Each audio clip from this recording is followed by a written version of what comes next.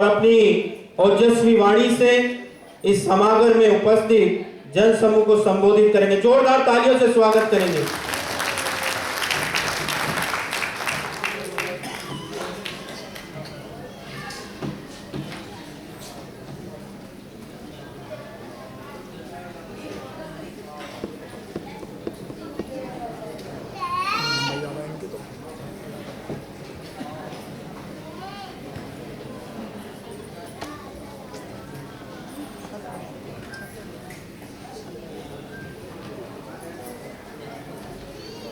आज के इस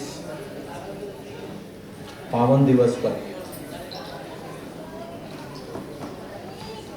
इस भव्य सभागार में मंचासीन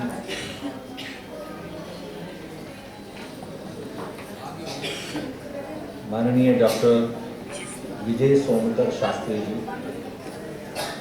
आप वरिष्ठ भाजपा पदाधिकारी व पूर्व में अनुसूचित जनजाति आयोग अध्यक्ष, चेयरमैन, संसद सदस्य रहे हैं।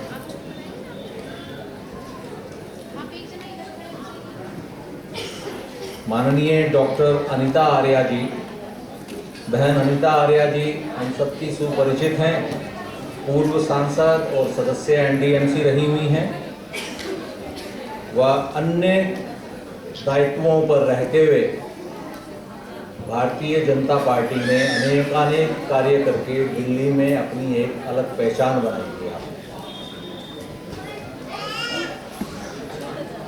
कार्यक्रम का जो भव्य आयोजन हो रहा है उसके पीछे की शक्ति माननीय बनते संघ प्रिय राहुल जी, राष्ट्रीय अध्यक्ष भारतीय बौद्ध संघ, और जो ऐसे कार्यक्रमों के द्वारा बौद्ध समाज को एक नई दिशा प्रदान कर रहे हैं, उनको भारत के अंदर एक नया नेतृत्व दे रहे हैं,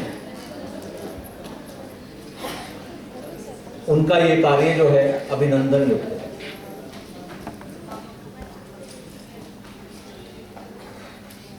यहाँ उपस्थित श्री प्रहलाद भाई जोशी जी, श्री प्रहलाद भाई चौहान जी, आप भी समाज के प्रतिष्ठित नेतृत्व हैं। यहाँ उपस्थित सभी भारतीय बौद्ध संघ के पदाधिकारी और यहाँ जो समाज के सभी सम्मानित जन जो उपस्थित हैं, और इस सब के साथ में मैं देख रहा हूं कि श्रद्धेय संत शक्ति भी यहां विराजमान है।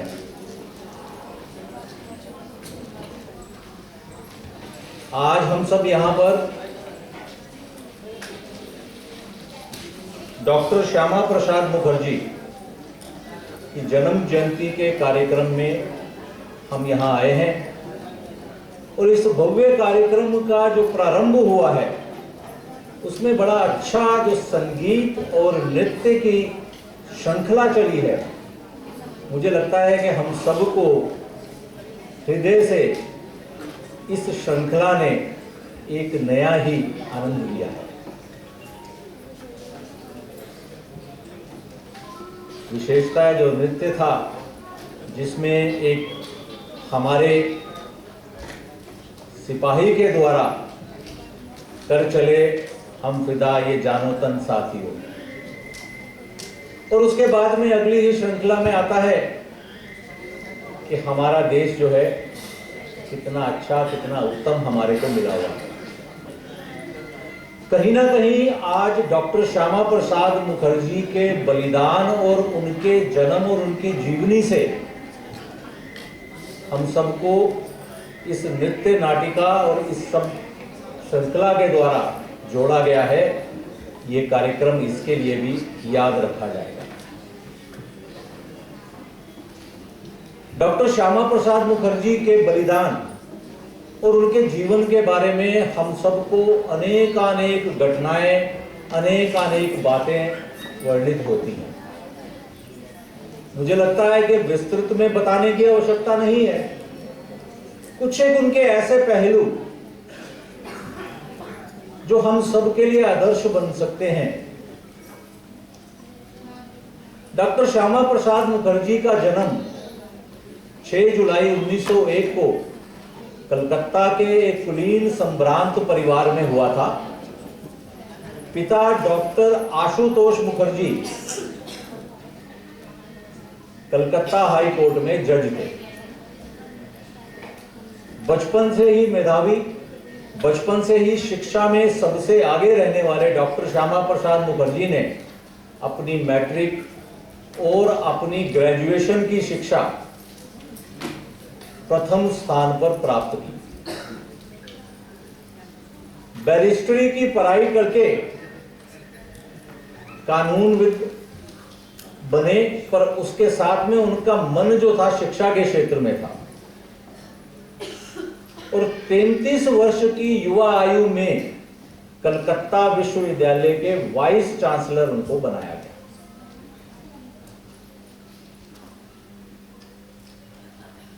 जो घटनाएं, जो आज समाज की स्थिति हम देख रहे हैं और भारत को स्वतंत्रता प्राप्त करने के पश्चात जो जो समस्याएं समाज के सामने आएंगी, उनके बारे में एक तरह से भविष्यवक्ता की तरह उन्होंने उस समय चिंतन किया था और उस समय समाज को उन कार्यों को पूर्ण करने की तरफ प्रेरित किया था। स्वतंत्रता मिली, उससे पहले बंटवारे का हम सबके सामने संकट आया। तब उन्होंने ये ध्यान रखा कि बंगाल का भी बंटवारा हो। जो पहले का ड्राफ्ट था उसमें बंगाल का बंटवारा नहीं होना था, बंगाल पाकिस्तान में जाना था।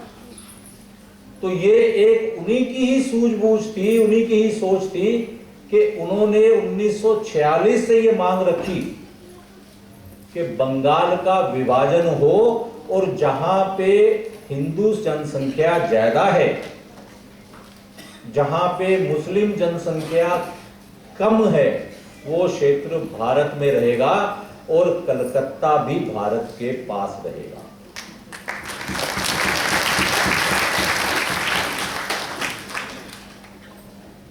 हम देखते हैं कि जितने भी हमारे हिस्से आज के बांग्लादेश और उस समय के पाकिस्तान में चले गए थे, वहां की स्थिति आज क्या रह गई है। स्वतंत्रता के 2 वर्ष के अंदर ही 1950 में नौखली के अंदर, जहां पर की अनुसूचित जाति समूह सबसे ज्यादा था, वाल्मीकि बौद्ध समाज वहां सबसे ज्यादा था, वहां पर भीषण दंगा हुआ और वहां से लगभग 100% नॉन मुस्लिम हिंदू भाई बहन जितने भी थे उन सबका या तो नरसंहार कर दिया गया या उनको छोड़ना पड़ा। भविष्य की ऐसी स्थिति के बारे में उन्होंने उसी समय चिंतन कर लिया था। स्वतंत्रता प्राप्त होने के बाद में इंडस्ट्री मिनिस्टर भारत के सबसे पहले वो बने। ऐसा मुख्य मंत्रालय उनको दिया गया था। इंडस्ट्री के बारे में चिंतन करते हुए उनकी सबसे ज्यादा चिंता भारतीय समाज के बारे में थी, भारत एक राष्ट्र के बारे में थी। और उसी समय उन्होंने ऐसे प्रत्येक विषय पर अपने नेतृत्व के साथ टकराव की भी आवश्यकता पड़ी तो वो उन्होंने लिया।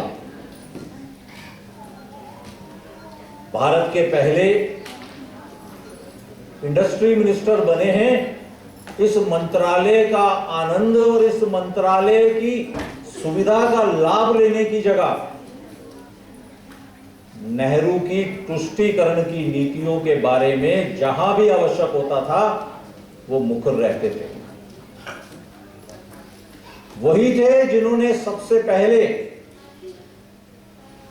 आज का जो 370 की समस्या हम सब ने देखी इतने वर्षों तक, उसके बारे में उन्होंने उसी समय प्रश्न चिन्ह उठा दिया था कि भारत में एक राष्ट्र एक ध्वज चलेगा। ये दो ध्वज नहीं एक्सेप्टेबल हैं। एक राष्ट्र एक चिन्ह एक संविधान, इस मांग को लेकर उन्होंने मंत्रिमंडल से इस्तीफा भी दे दिया और इससे आगे बढ़कर बाद में भारतीय जनसंघ की स्थापना की, जो कि आज हमारे सामने विश्व के सबसे बड़े राजनीतिक दल के रूप में हमारे सामने है। अपनी मांग को पूरा करने के लिए उस समय जम्मू कश्मीर राज्य की तरफ यात्रा प्रारंभ कर दी। भारत के राष्ट्रीय नेतृत्व, उस समय का प्रशासन और जम्मू कश्मीर की कुटिल सरकार, उनके षड्यंत्रों के द्वारा अंततः उस यात्रा की परिणति उनके बलिदान से हुई। पर इस बलिदान के द्वारा उन्होंने वैसा ही संदेश दिया जैसा संदेश हमारे स्वतंत्रता सेनानी अमर शहीद भगत सिंह, चंद्रशेखर आजाद, सुभाष चंद्र बोस ने अपने बलिदान के द्वारा दिया और उनके द्वारा पहुंचाया गया ये संदेश पूरे भारत में फैल गया। और आज हमने देखा है कि उसी की परिणति हुई है कि आज जम्मू कश्मीर से 370 धारा समाप्त हो चुकी है। ये 370 धारा से सिर्फ दो ध्वज, दो संविधानीय विषय नहीं थे, इसके पीछे और भी कई कारण थे।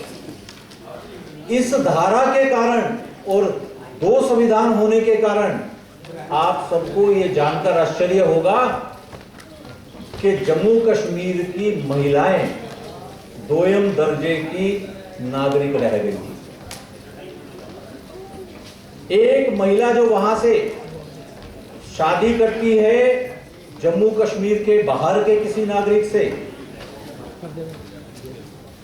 तो वो महिला अपने अधिकारों से वंचित हो जाती है।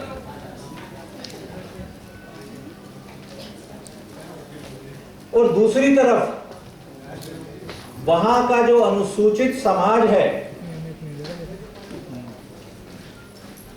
हमारे साथ भाई साहब श्री अर्जुन मेघवाल जी आए हुए हैं। मुझे लगता है कि भाई साहब का हम सब जानते हैं कि उनका नेतृत्व और उनके द्वारा जो शासन चलाया जा रहा है उनके मंत्रालय के द्वारा, वो हम सब के लिए उदाहरणीय है।